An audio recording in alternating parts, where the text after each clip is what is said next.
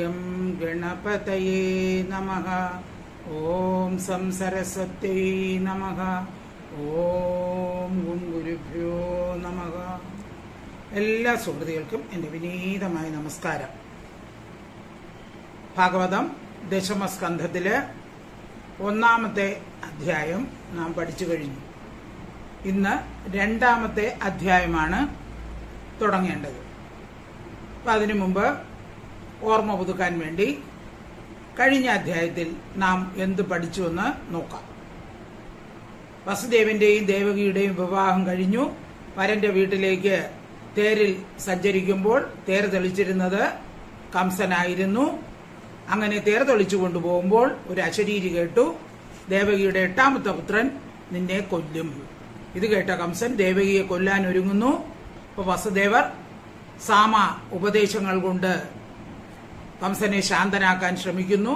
കംസൻ ശാന്തനാകുന്നില്ല. പിന്നീട് ദാനം എന്ന ഉപായം പ്രയോഗിച്ചു. അതായത് ദേവകി പ്രസവിക്കുന്ന കുഞ്ഞുങ്ങളെല്ലാം കംസന് സമർപ്പിച്ചു കൊള്ളാം. അതിൽ കംസൻ കീഴടങ്ങി. അങ്ങനെ സന്തോഷമായിട്ട് കംസൻ മടങ്ങുന്നു. ദേവകി പ്രസവിക്കുന്നു. ആദ്യത്തെ കുഞ്ഞിന് കീർത്തിമൻ എന്ന് പേരിടുന്നു. വസുദേവൻ പറഞ്ഞതനുസരിച്ച് കംസന് ആ കുഞ്ഞിനെ സമർപ്പിക്കുന്നു. അപ്പോൾ കംസൻ ചിരിച്ചുകൊണ്ട് പറഞ്ഞു, നീ വാക്ക് പാലിച്ചു, സത്യസന്ധനാണ്. പക്ഷേ ദേവകിയുടെ 8-ാമത്തെ പുത്രനാണല്ലോ എന്നെ കൊല്ലുമെന്ന് പറഞ്ഞത്. അതുകൊണ്ട് ഈ കുഞ്ഞിനെ ഞാൻ കൊല്ലുന്നില്ല, നീ തന്നെ ഇതിനെ കൊണ്ടുപോയിക്കൊള്ളൂ എന്ന് പറഞ്ഞു. അങ്ങനെ ആ കുഞ്ഞിനെയും കൊണ്ട് അവര് പോകുന്നു. വസുദേവൻ പോകുന്നു. ഈ സമയം നാരദ മഹർഷി അവിടെ എത്തുന്നു. എന്നിട്ട് കംസനോട് പറഞ്ഞു, വസുദേവനും ദേവകി മുതലായ സ്ത്രീകളും അതുപോലെ നന്ദഗോപർ, അതുപോലെ യശോദ തുടങ്ങിയ ഗോപസ്ത്രീകൾ എല്ലാം, അവരുടെ ബന്ധുക്കളെല്ലാം ദേവന്മാരാണ്. ഭൂമിക്ക് ഭാരമായിരിക്കുന്ന അസുരന്മാരെയും നിന്നെയും കൊല്ലുവാനുള്ള സമയം അടുത്തിരിക്കുകയാണ്. അതുകൊണ്ട് നീ സൂക്ഷിച്ച് പ്രവർത്തിക്കുക എന്ന് പറഞ്ഞു. അപ്പോൾ കംസൻ എന്ത് ചെയ്തു? ഇത് കേട്ടതും യദുക്കളെല്ലാം തനിക്ക് ശത്രുക്കളാണെന്ന് മനസ്സിലാക്കി ദേവകിയെയും വസുദേവരെയും ചങ്ങലയിൽ ബന്ധിച്ച് കാരാഗൃഹത്തിൽ അടച്ചു. എന്നിട്ട് എന്ത് ചെയ്തു? അവർക്ക് ജനിച്ച പുത്രന്മാരെ 6 പുത്രന്മാരെയും കൊല്ലുന്നു. മാത്രമല്ല തന്റെ അച്ഛനായ ഉഗ്രസേനനെയും, ഉഗ്രസേനൻ അപ്പോൾ രാജാവായിരുന്നു, ഭോജാന്തകന്മാരുടെയൊക്കെ രാജാവാണ്, ആ ഉഗ്രസേനെയും അതുപോലെ അമ്മയെയും ബന്ധിച്ച് കാരാഗൃഹത്തിൽ ആക്കുന്നു. എന്നിട്ട് സ്വയം രാജാവായി രാജ്യം ഭരിക്കുന്നു. അതുവരെയാണ് 1-ാമത്തെ അധ്യായത്തിൽ നമ്മൾ പഠിച്ചത്. എന്നിട്ട് എന്ത് ചെയ്തു? മറ്റു ആൾക്കാരോട് ചേർന്ന് ഈ യദുക്കളെയെല്ലാം ഉപദ്രവിച്ചു തുടങ്ങി. ഇനി നമുക്ക് 2-ാമത്തെ അധ്യായത്തിലേക്ക് കിടക്കാം. ഓം നമോ ഭഗവതേ വാസുദേവായ. ശ്രീമദ്ഭാഗവതം ദശമസ്കന്ധഃ അഥ 2-ാധ്യായഃ. ഇവിടെ ശ്ലോകങ്ങൾ 1ഉം 2ഉം ഒന്നിച്ച് നമുക്ക് ചർച്ച ചെയ്യാം. ശ്ലോകങ്ങൾ 1, 2. ശ്രീശുക ഉവാച പ്രലംബഭഗചാണൂരാ തൃണാവർത്ത മഹാശനൈഃ മുഷ്ടികാരിഷ്ടദിവിദാ പൂതനാകേശിതേനുകൈഃ അന്യൈശ്ച അസുരഭൂപാലൈർ ബാണഭൗമാദിഭിർയുധഃ യദൂനാം കഥനം ചക്രേ ബലീമാഗത സംശ്രയഃ. പദച്ഛേദം. പ്രലംബ ബഗ ചാണൂര തൃണാവർത്ത മഹാശനൈഃ മുഷ്ടിക അരിഷ്ട ദിവിത പൂതന കേശി ധേനുകൈഃ അന്യൈഃ ച അസുരഭൂപാലൈഃ ബാണഭൗമാദിഭിഃ യുധഃ യദൂനാം കഥനം ചക്രേ ബലീമാഗത സംശയഃ. ഇനി അന്വയാർത്ഥം നോക്കാം. അപ്പോൾ നേരത്തെ പറഞ്ഞു കംസന്റെ കൂട്ടുകാരോട് ഒന്നിച്ചു ചേർന്ന് അല്ലെങ്കിൽ ഭൃത്യവർഗത്തോട് ചേർന്ന് മറ്റസുരന്മാരോട് ചേർന്ന് യദുക്കളെ ഉപദ്രവിക്കാൻ തുടങ്ങി. അപ്പൊ അതില് പ്രധാനികൾ ആരൊക്കെയാണെന്നാണ് ഈ 2 ശ്ലോകങ്ങളിലും പറയുന്നത്. ഒന്ന് പ്രലംബാസുരൻ, 2 ബഗൻ, ചാണൂരൻ, തൃണാവർത്തൻ, മഹാശനൈഹി എന്ന് വെച്ചാൽ അഘാസുരൻ, പിന്നെ മുഷ്ടികൻ, അരിഷ്ട, ദ്വിവിധൻ, പൂതന, കേശി, ധേനുകൻ മുതലായവരോടും കൂടി അടുത്ത 2ാമത്തെ അന്യന്മാരായിരിക്കുന്ന ഭൗമാദിഭി, ബാണാസുരൻ, നരകാസുരൻ, ഭൗമാദി ഭൂമിയുടെ പുത്രൻ നരകാസുരൻ മുതലായ അസുരഭൂപാലന്മാരോടും യോജിച്ചും മാഗധനാകുന്ന സഹായത്തോടുകൂടിയ ബലവാനായ യദുക്കളുടെ കഥനം ഉപദ്രവത്തെ ചക്രേ ചെയ്തു. അപ്പോൾ പ്രലംബൻ, നരകാസുരൻ, ബഗൻ, ചാണൂരൻ, തൃണാവൃത്തൻ, പിന്നെ അഘാസുരൻ, പിന്നെ മറ്റ് അസുരന്മാർ ബാണൻ, നരകാസുരൻ, ജരാസന്ധൻ, ഇങ്ങനെയുള്ള രാജാക്കന്മാരോട് എല്ലാം ചേർന്ന് തന്റെ ഭൃത്യവർഗങ്ങളാണ് പ്രലംബൻ, ബഗൻ, ചാണൂരനൊക്കെ, ഇവരോടെല്ലാം ചേർന്ന് യദുക്കളെ വളരെയധികം ദ്രോഹിച്ചു. ഇനി ശ്ലോകങ്ങൾ 2 ഒന്നുകൂടെ വായിക്കാം. ശ്രീശുക ഉവാച പ്രലംബ ബഗചാണൂര തൃണാവർത്ത മഹാശനൈഃ മുഷ്ടികാരിഷ്ടദിവിധ പൂതന കേശിധേനുകൈഃ അന്യശ്ചാസുരഭൂപാലൈർ ബാണഭൗമാദിഭിർയുധ യദൂനാം കഥനം ചക്രേ ബലീമാഗത സംശ്രയഃ. ശ്ലോകം 3. തേ പീഡിതാ നിവിവിശു കുരുപാഞ്ചാലകേകയാൻ സാൽവാൻ വിദർഭാൻ നിഷധാൻ വിദേഹാൻ കോസലാനപി. പദച്ഛേദം. തേ പീഡിതാഃ നിവിവിശുഃ കുരു പാഞ്ചാലകേകയാൻ സാൽവാൻ വിദർഭാൻ നിഷിധാൻ വിദേഹാൻ കോസലാൻ അപി. അന്വയാർത്ഥം. തേ അവർ, ആര്? യാദവന്മാർ, പീഡിത ഉപദ്രവിക്കപ്പെട്ടവരായിട്ട്, അതായത് കംസൻ ഭൃത്യന്മാരോട് ചേർന്ന് യാദവന്മാരെ അവരുടെ കുടുംബാംഗങ്ങളെല്ലാം ഉപദ്രവിച്ചു. അവർ ഉപദ്രവിക്കപ്പെട്ടവരായിട്ട് കുരു പാഞ്ചാല കേകയാൻ, കുരു രാജ്യം, പാഞ്ചാല രാജ്യം, കേകയ രാജ്യം, എല്ലാ രാജ്യങ്ങളെയും, സാൽവ രാജ്യങ്ങളെയും, വിദർഭ രാജ്യങ്ങളെയും, നിഷധ രാജ്യങ്ങളെയും, വിദേഹ രാജ്യങ്ങളെയും, കോസല രാജ്യങ്ങളെയും നിവിവിശു. അവർ രഹസ്യമായി ഈ രാജ്യങ്ങളിലെല്ലാം പ്രവേശിച്ചു. കാരണം അവരെ അവിടെ കണ്ടാൽ കംസന്റെ ആൾക്കാർ കൊന്നുകളയും. അതുകൊണ്ട് അവർ പേടിച്ചെന്ത് ചെയ്തു? ഈ രാജ്യങ്ങളിലെല്ലാം പോയി. ഇവർ കുരു, പാഞ്ചാലം, കേകയം, സാല്വം, വിദർഭം, നിഷധം, വിദേഹം, കോസലം എന്നീ രാജ്യങ്ങളിൽ വേഷപ്രച്ഛന്നരായിട്ട് രഹസ്യമായിട്ട് താമസിക്കുകയാണ് യദുക്കൾ. ശ്ലോകം 3. തേ പീഡിതാ നിവിവിശു കുരു പാഞ്ചാല കേകയാൻ സാൽവാൻ വിദർഭാൻ നിഷിധാൻ വിദേഹാൻ കോസലാനപി. ഇനി ശ്ലോകം 4.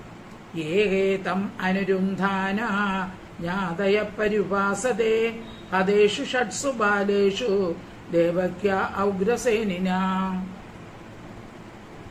പദച്ഛേദം. ഏകേ തം അരുന്ധാന അരുന്ധാനാഹ ജ്ഞാതയഃ പര്യുപാസതേ അതേഷു ഷട്സു ബാലേഷു ദേവക്യാ ഔഗ്രസേനിന ഏകേ ചില ജ്ഞാതയ ബന്ധുക്കൾ തം അവനെ അനുരുന്ധാന അനുസരിക്കുന്നവരായിട്ട്, അതായത് ചിലർക്ക് എതിർപ്പുണ്ടെങ്കിലും കംസനെ അനുസരിക്കാതെ നിവർത്തിയില്ല. കാരണം എന്താണ്? ഉഗ്രസേന രാജാവിനെയൊക്കെ ജയിലിലാക്കിയല്ലോ.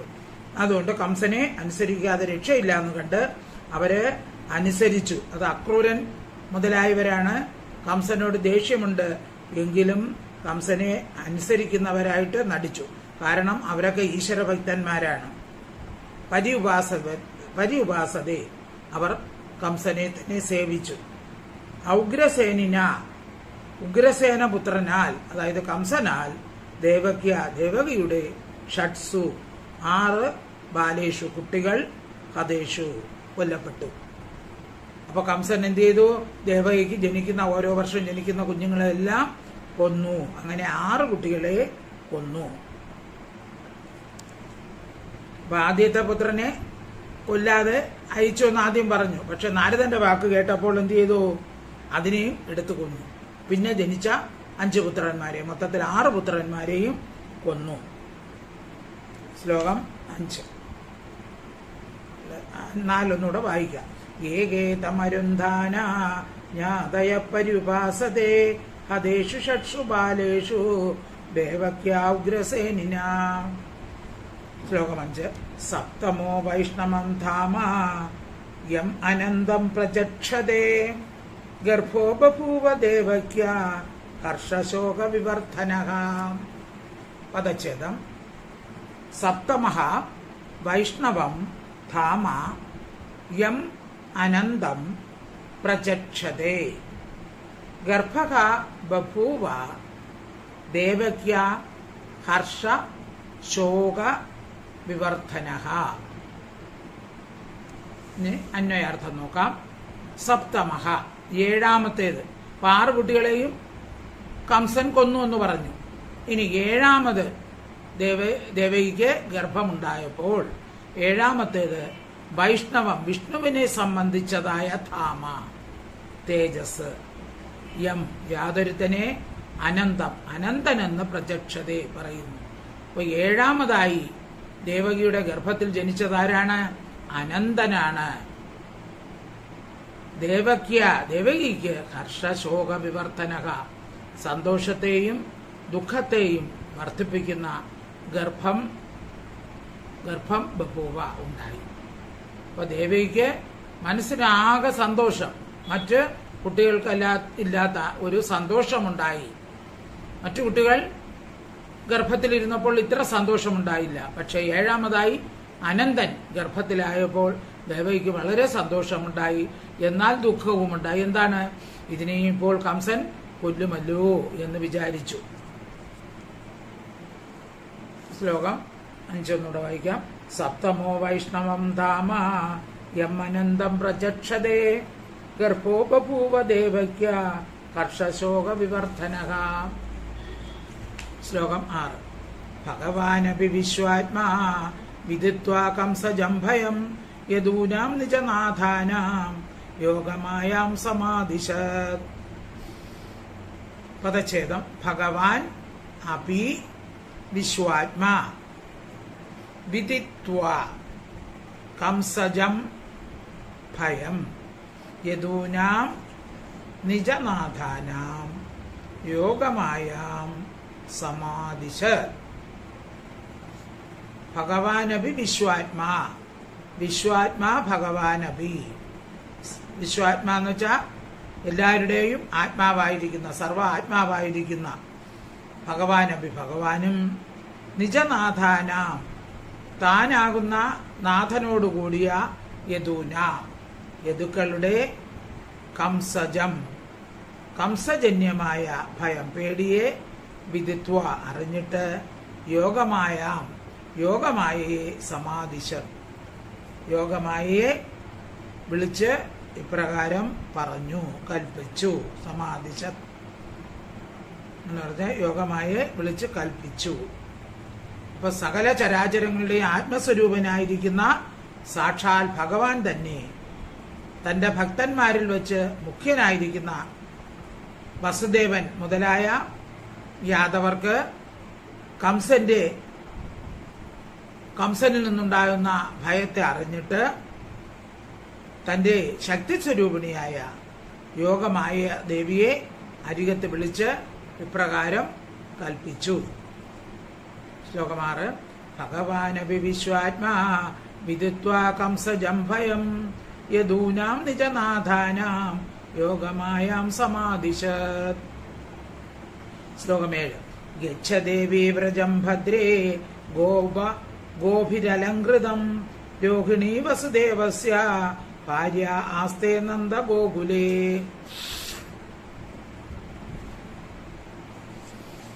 ഛേദം. ഗച്ഛ ദേവി വ്രജം ഭദ്രേ ഗോപിഹി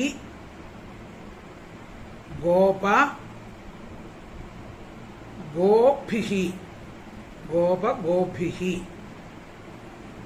അലങ്കൃതം രോഹിണി വസുദേവസ്യ ഭാര്യാഃ ആസ്തേ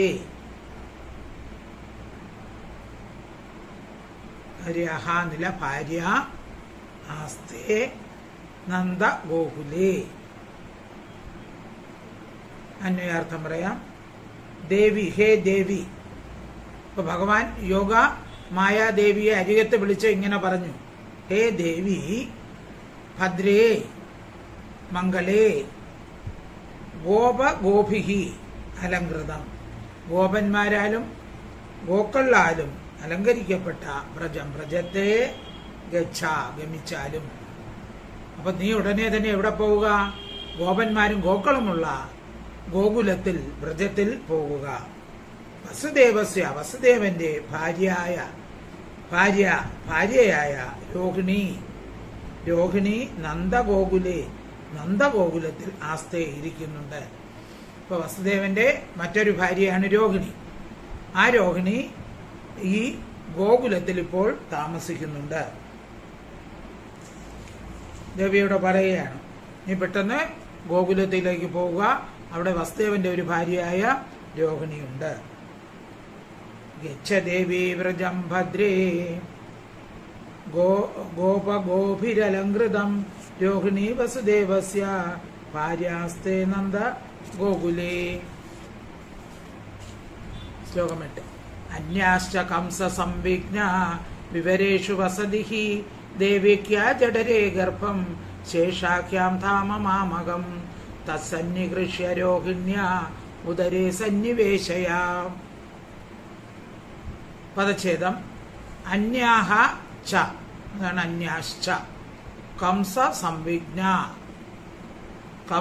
സംവിഘ്നാഃ വിവരേഷു വസന്തി ഹി ദേവക്യാ ജഠരേ ഗർഭം ശേഷാഖ്യം ധാമ മാമകം തത് സന്നിഗൃഹ്യ രോഹിണ്യാ ഉദരേ സന്നിവേശയ. ദേവിക്ക് ഭഗവാൻ യോഗമായ ദേവിയോട് പറയുന്നത് ഇതാണ്. എന്താണ്? അന്യാശ്ച കംസ സംവിഘ്ന, കംസനിൽ നിന്ന് ഭയപ്പെട്ടിരിക്കുന്ന അന്യാശ്ച മറ്റ് സ്ത്രീകളും, അതായത് രോഹിണി മാത്രമല്ല അവിടെ ഉള്ളത്, വസുദേവരുടെ ഭാര്യമാരായ മറ്റ് സ്ത്രീകളും അവിടെ ഉണ്ട്. അവരെല്ലാം കംസനെ ഭയന്നിരിക്കുന്നവരാണ്. അവരെല്ലാം വിവരേഷു ഗുഹകളിൽ വസിക്കുന്നുണ്ടല്ലോ.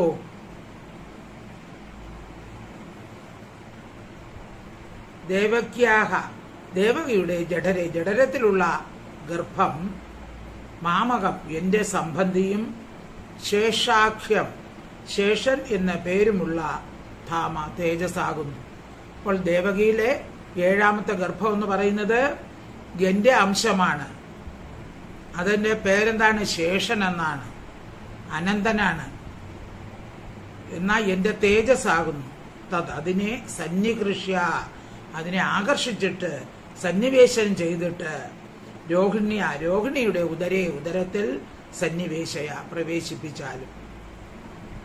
അപ്പൊ ഇവിടെ എന്തുവാണ്, ഇവിടെ ഗർഭത്തിന് ഇപ്പൊ നമ്മൾ ഹൃദയമൊക്കെ ട്രാൻസ്പ്ലാന്റേഷൻ കേട്ടിട്ടുണ്ടല്ലേ? ഒരാളുടെ ഹൃദയം മാറ്റി വേറൊരുടെ ഹൃദയം വയ്ക്കുന്നു. എന്നാൽ ഒരാളുടെ ഗർഭം എടുത്ത് മറ്റൊരു സ്ത്രീയിൽ വയ്ക്കുന്നത് ഇപ്പോഴുണ്ട് അല്ലേ? ടെസ്റ്റ് ട്യൂബ് ശിശുവൊക്കെ ഉണ്ട് അല്ലേ? ടെസ്റ്റ് ട്യൂബിൽ തന്നെ അണ്ടവും ബീജവും ഒക്കെ സംയോജിപ്പിച്ചിട്ട് സ്ത്രീകളുടെ ഗർഭത്തിൽ വയ്ക്കുന്ന രീതിയുണ്ട്. പക്ഷെ ഇവിടെ ദേവകിയുടെ ഗർഭത്തിൽ നിന്ന് ആ ഗർഭത്തെ ആകർഷിച്ചെടുത്ത് രോഹിണിയുടെ ഗർഭത്തിലാക്കുക എന്നാണ് പറയുന്നത്. ഇപ്പൊ ദേവകി ഗർഭത്തിൽ നിന്ന് യാതൊരു കേടും കൂടാതെ രോഹിണിയുടെ ഗർഭത്തിൽ പ്രവേശിപ്പിക്കുക. അതാണ് സന്നികൃഷ്യ, ആകർഷിച്ചെടുത്ത് രോഹിണി ഉദരേ സന്നിവേശ, രോഹിണിയുടെ ഉദരത്തിൽ പ്രവേശിപ്പിച്ചാലും. അപ്പൊ നേരത്തെ പരീക്ഷയ്ക്കൊരു ചോദ്യം ചോദിച്ചായിരുന്നു അല്ലേ? അതായത് ബലൻ എന്ന് പറയുന്ന ഒരാള്, സംഘർഷണൻ എന്ന് പറയുന്ന ഒരാള് ദേവകിയുടെ പുത്രനായിട്ടും പറയുന്നു, രോഹിണിയുടെ പുത്രനായിട്ടും പറയുന്നു. അതെങ്ങനെയാണ് ഒരാള് രണ്ടുപേരുടെയും പുത്രനാകുന്നത് എന്ന് ചോദിച്ചു. അതിന് മറുപടിയാണ് ഇവിടെ പറയുന്നത്. അപ്പൊ ദേവകിയുടെ ഗർഭത്തിൽ നിന്നും ആകർഷിച്ചെടുത്ത് രോഹിണിയുടെ ഗർഭത്തിലാക്കുക എന്ന് പറയുകയാണ്. അത് ആരുടെ ജോലിയാണ് പറഞ്ഞത്? യോഗമായ ദേവിയോടാണ് അത് പറഞ്ഞത്. അപ്പൊ ഭഗവാൻ പറഞ്ഞു, ഭഗവാന്റെ അംശമാണ്. അതുകൊണ്ടാണ് മാമകം ധാമ എന്ന് പറഞ്ഞത്. ആരും അറിയാതെയും ദുഃഖം കൂടാതെയും ദേവയ്ക്ക് ഒരു പ്രയാസം ഉണ്ടാകാതെ ആ ഗർഭമെടുത്ത് രോഹിണിയുടെ ഗർഭത്തിൽ പ്രവേശിപ്പിക്കുക. അന്യാശ കംസ സംവിഘ്ന വിവരേഷു വസന്തി ദേവക്യാ ജഡരേ ഗർഭം ശേഷാക്യാം ധാമ മാമകം തത്സന്നികൃഷ്യ രോഹിണ്യ ഉദരേ സന്നിവേശയാം. ശ്ലോകം 9. അഥാഹമംശഭാഗേന ദേവക്യാ പുത്രതാം ശുഭേ പ്രാപ്സ്യാമി ത്വം യശോദായാം നന്ദപത്ന്യാം ഭവിഷ്യതി. പദച്ഛേദം. അഥ അഹം അംശഭാഗേന ദേവക്യാഹ പുത്രതാം ശുഭേ പ്രാപ്സ്യാമി ത്വം യശോദായാം നന്ദപത്ന്യാം ഭവിഷ്യസി. അഥ അനന്തരം അഹം ഞാൻ അംശഭാഗേന അംശങ്ങളുടെ വിഭാഗസ്ഥാനമായിരിക്കുന്ന ആരാണോ, അതായത് പരിപൂർണ സ്വരൂപൻ, പരിപൂർണ സ്വരൂപനായി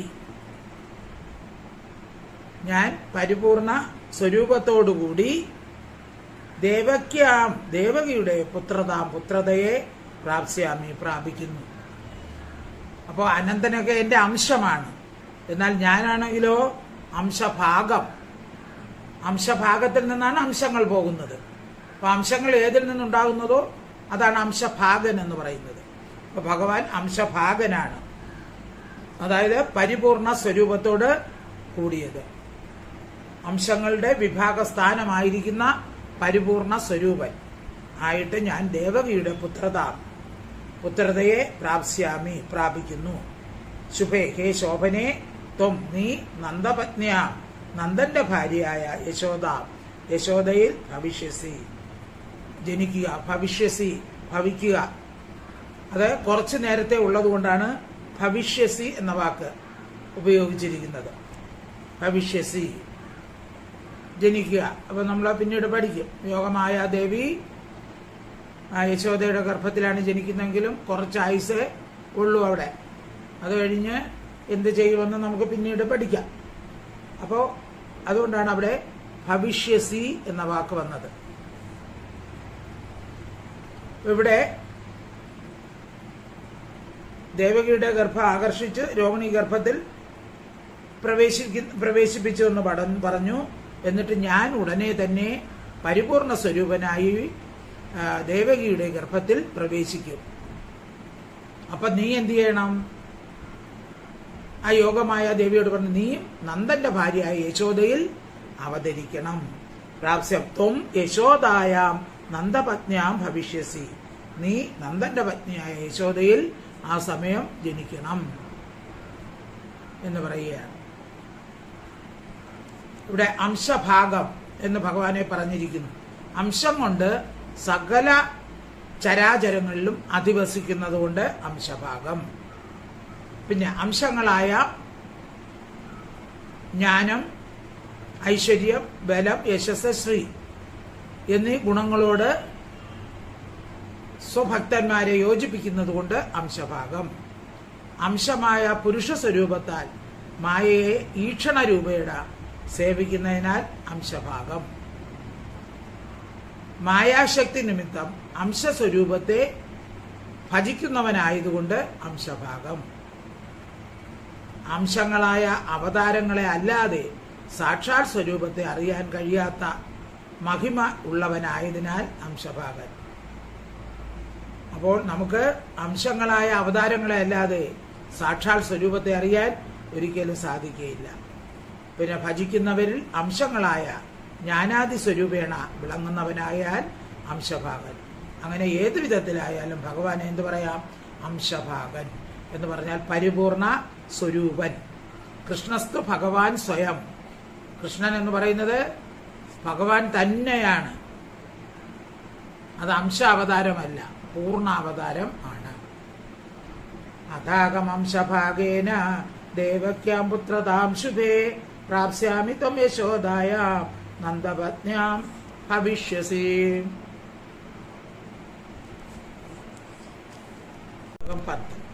അർച്ചയിഷ്യന്തി മനുഷ്യാസ്ത്വാം സർവകാമവരേശ്വരീ ജ്ഞാനോപഹാര ബലിഭി സർവകാമവരപ്രദാം. പദച്ഛേദം. അർച്ചയിഷ്യന്തി മനുഷ്യാഃ ത്വാം സർവകാമവരേശ്വരീ ജ്ഞാന ഉപകാര ബലിഭിഹി ജ്ഞാനോപകാര ബലിഭിഹി സർവകാമ വരപ്രദാം. അന്വയാർത്ഥം. മനുഷ്യാഹ മനുഷ്യൻ സർവകാമ വരേശ്വരിയും സർവകാമങ്ങളുടെയും ശ്രേഷ്ഠയായ ഈശ്വരിയും സർവകാമ വരപ്രദാം സർവകാമങ്ങളെയും സാധിപ്പിക്കുന്ന വരങ്ങളെ നൽകുന്നവളുമായിരിക്കുന്ന ത്വാം നിന്നെ ജ്ഞാനോ ഉപകാര ബലിഭി അനേകവിധ പൂജാദ്രവ്യങ്ങൾ കൊണ്ട് അർച്ചയിഷ്യന്തി പൂജിക്കും. ഇപ്പൊ ഭഗവാൻ പറയാണ്, നീ യശോദയിൽ ജനിക്കണമെന്ന് പറഞ്ഞു അല്ലേ? മായാദേവി യശോദയിൽ ജനിക്കണമെന്ന് പറഞ്ഞു. അപ്പൊ മനുഷ്യർ സാധാരണ കാമാസക്തരായിരിക്കും. അവരുടെ ആഗ്രഹങ്ങൾ സാധിപ്പിച്ചു കൊടുക്കാനുള്ള അവകാശം നിനക്കുണ്ട്. ചിലർ പലവിധ വിഷയങ്ങളെ ആഗ്രഹിക്കും. അവർക്ക് ആവിധ കാമങ്ങളെ കൊടുക്കാനുള്ള ശക്തി നിനക്കുണ്ട്. അവർ ആഗ്രഹിക്കുന്ന സകലതും സാധിപ്പിക്കുന്ന വരങ്ങൾ ദാനം ചെയ്യുന്ന നിന്നെ അവരെന്ത് ചെയ്യും? അനേകവിധ പൂജാദ്രവ്യങ്ങൾ കൊണ്ടും നിവേദ്യങ്ങൾ കൊണ്ടും നിന്നെ പൂജിക്കും. അപ്പൊ നീ സകല ഭക്തജനങ്ങൾക്കും പ്രിയയായി തീരും. അവരാഗ്രഹിക്കുന്ന വരങ്ങളെയും ആഗ്രഹങ്ങളെയെല്ലാം നിനക്ക് ദാനം ചെയ്യാനുള്ള കഴിവും ഉണ്ടായിരിക്കും. ശ്ലോകം ഒന്നുകൂടെ വായിക്കാം. അർച്ചയിഷ്യന്തി മനുഷ്യാസ്ത്വാം സർവകാമവരീശ്വരീം ജ്ഞാനോപകാര ബലിഭി സർവകാമവരപ്രദാം. ശ്ലോകം 10ഉം 11ഉം ഒന്നിച്ച് വായിക്കാം. നാമധേയാനി കുർവന്തി സ്ഥാനാനി ച നരാഭുവി ദുർഗേതി ഭദ്രകാളീതി വിജയാ വൈഷ്ണവീതി ച കുമുദാ ചണ്ഡികാ കൃഷ്ണ മാധവി കന്യകേതി ച മായാ നാരായണീശാനി ശാരദേത്യംബികേതി ച. അപ്പൊ ഇനി ഇതിന്റെ പദച്ഛേദം പറഞ്ഞിട്ട് നോക്കാം. നാമധേയാനി കുർവന്തി സ്ഥാനാനി ച നരാ ഭുവി ദുർഗേതി ദുർഗ ഇതി ഭദ്രകാളി ഇതി വിജയ വൈഷ്ണവി ഇതി ച കുമുദ ചണ്ഡിക കൃഷ്ണ മാധവി കന്യക ഇതി ച മായ നാരായണി ഈശാനി, അതായത് നാരായണി ഈശാനി, ശാരദ ഇതി അംബിക ശാരദ ഇതി അംബിക ഇതി ച. അപ്പോൾ ദേവി യശോദയിൽ ജനിക്കുമെന്ന് പറഞ്ഞല്ലോ. അപ്പൊ ആ ദേവിയെ ആൾക്കാർ പൂജിക്കുമെന്ന് പറഞ്ഞു. ഇനി ദേവിക്കുള്ള നാമങ്ങൾ എന്തൊക്കെയാണ്? നാമധേയാനി കുർവന്തി, നാമധേയങ്ങൾ കൽപ്പിക്കുന്നു. പിന്നെ സ്ഥാനാനി, സ്ഥാനങ്ങൾ കൽപ്പിക്കുന്നു. നരാഭുവി, ഭൂമിയിലുള്ള മനുഷ്യർ ദേവിയെ പൂജിക്കാൻ വേണ്ടി സ്ഥാനങ്ങളും നാമങ്ങളും കൽപ്പിക്കുന്നു. നരാഭുവി നാമാനി സ്ഥാനാനി ച കുർവന്തി.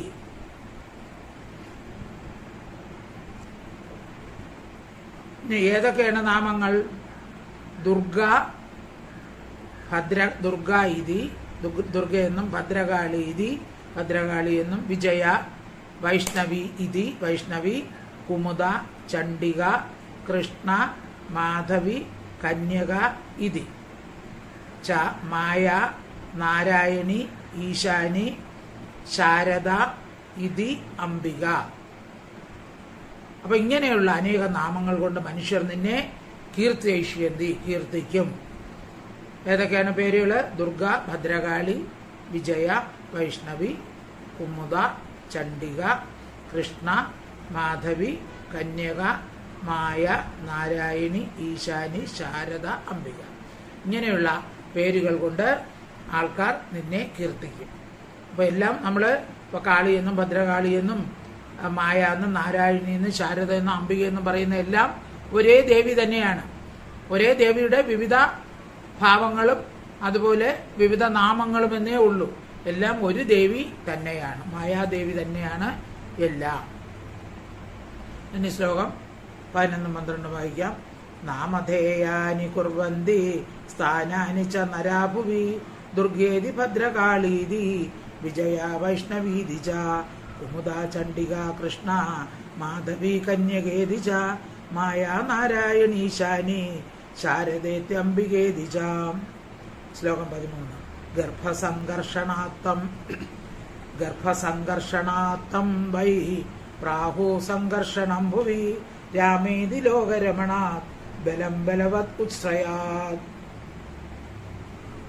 പദച്ഛേദം. ഗർഭ സംഘർഷണാത് തം വൈ പ്രാഹു സംഘർഷണം ഭുവി രാമ ഇതി ലോകരമണാത് ബലം ബലവത് ഉച്ഛ്രയാത്. അന്വയാർത്ഥം. തം വൈ അവനെ തന്നെ ഗർഭസംഘർഷണാത് ഗർഭത്തിൽ നിന്ന് സുഖമായി ആകർഷിച്ചതിനാൽ ഭുവി ഭൂമിയിൽ സംഘർഷണനെന്നും, അതായത് ദേവകിയുടെ 7ാമത്തെ ഗർഭം ആകർഷിച്ച് രോഹിണിയിൽ പ്രവേശിപ്പിച്ചല്ലോ. അപ്പൊ അതിനെ പറ്റിയാണ് ഇവിടെ പറയുന്നത്. അവനെ തന്നെ ഗർഭസംഘർഷണാത് ഗർഭത്തിൽ നിന്നും സുഖമായി ആകർഷിച്ചതുകൊണ്ട് ഭുവിയിൽ സംഘർഷണനെന്നും ലോകരമണാത് ലോകത്തെ രമിപ്പിക്കുന്നതിനാൽ രാമഹ ഇതി രാമനെന്നും ബലവത് ഉശ്രയാത് ബലവാന്മാരിൽ വച്ച് ഉത്കൃഷ്ടനാകയാൽ ബലൻ എന്നും പ്രാഹുഹു പറയുന്നു. അപ്പോ സംഘർഷണൻ എന്ന പേരുണ്ട്. പിന്നെ എന്താണ്? എല്ലാവരെയും രമിപ്പിക്കുന്നതുകൊണ്ട് രാമൻ. പിന്നെ ബലമുള്ളവനുണ്ട് ബലൻ. ബലരാമൻ, ബലൻ, രാമൻ, സംഘർഷണൻ എന്നിങ്ങനെ 3 പേരുകൾ ഉണ്ടാകും. അപ്പൊ ഭഗവാൻ ജനിക്കുന്നതിന് മുമ്പ് യോഗമായ ദേവിയെ വിളിച്ച് ഇതെല്ലാം പറഞ്ഞു കൊടുക്കുകയാണ്. രോഹിണിയിൽ നിന്ന് ദേവകിയിൽ നിന്ന് ഗർഭം രോഹിണിയിലേക്ക് പ്രവേശിപ്പിക്കുക. നീ ചെന്ന് യശോദയുടെ ഗർഭത്തിൽ ജനിക്കുക, ഞാൻ ദേവകിയിൽ പരിപൂർണ സ്വരൂപനായിട്ട് അവതരിക്കും, നിന്നെ ആൾക്കാർ പൂജിക്കും, പിന്നെ നിനക്ക് പല നാമങ്ങളും സ്ഥാനങ്ങളും കൽപ്പിക്കും. പിന്നെ 7ാമത്തെ പുത്രൻ ഗർഭത്തിൽ നിന്നും ആകർഷിച്ചെടുത്തതുകൊണ്ട് സംഘർഷണൻ എന്ന പേരിനറിയപ്പെടും. ആളുകളെ രമിപ്പിക്കുന്നത് കൊണ്ട് രാമൻ എന്നറിയപ്പെടും. ബലമുള്ളതുകൊണ്ട് ബലൻ എന്നും അറിയപ്പെടും എന്ന് ഭഗവാൻ യോഗമായ ദേവിയോട് പറയുകയാണ്. ബാക്കി ഭാഗം നമുക്ക് അടുത്ത ക്ലാസ്സിൽ നോക്കാം. സർവത്ര ഗോവിന്ദനാമ സങ്കീർത്തനം. ഗോവിന്ദ ഹരി ഗോവിന്ദ. ഹരി ഓം തത്സത്. ഹരി ഓം തത്സത്. ഹരി ഓം തത്സത്.